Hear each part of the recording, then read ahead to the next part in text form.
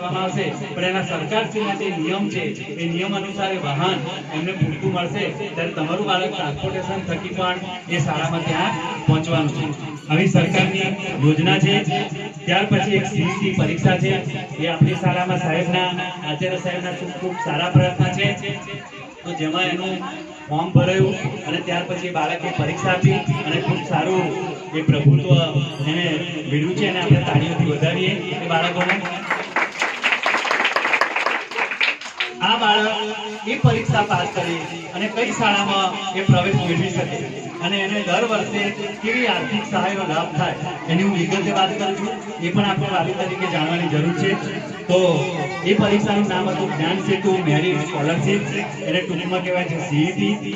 એ આપણું બાળક ધોરણ 1 થી 5નું સળંગ શિક્ષણ પ્રાપ્ત કરે તો એ 5મા ધોરણમાં એ પરીક્ષા આપવા લાયક બને છે. વચ્ચે જો શિક્ષણ ગેપ થાય તો એને પરીક્ષામાં બેસવાની મળતી નથી.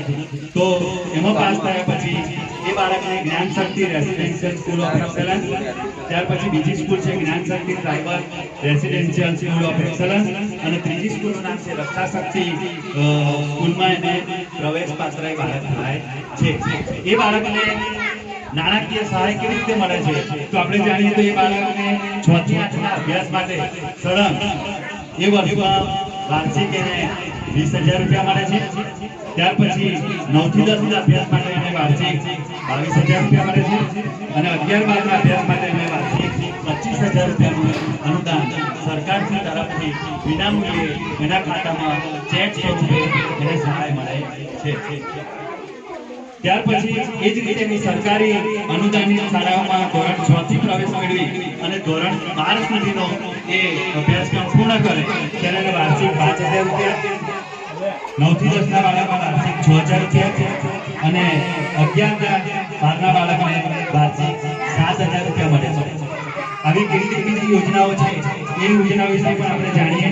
સ્કૂલ ઓફ એક્સેલન્સની મેં વાત કરી. સરકારી શાળામાં જ્ઞાન પ્રોજેક્ટ ચાલે છે જે આપણે એસએસ શાળામાં જોવા મળશે. એ બાળકોને સ્માર્ટ કાર્ડ ક્લાસથી સ્માર્ટ ઇન્ટરેક્ટિવ બોર્ડ હોય એ બોર્ડમાં તમામ પ્રકારનો અભ્યાસક્રમ ડાઉનલોડ કરેલો હોય અને શિક્ષક સેવું